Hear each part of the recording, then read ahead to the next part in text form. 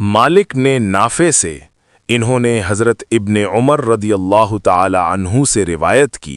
कि रसूलुल्लाह सल्लल्लाहु अलैहि वसल्लम ने फरमाया, जब 3 शख्स मौजूद हों तो एक को छोड़कर 2 आदमी आपस में सरगोशी न करें।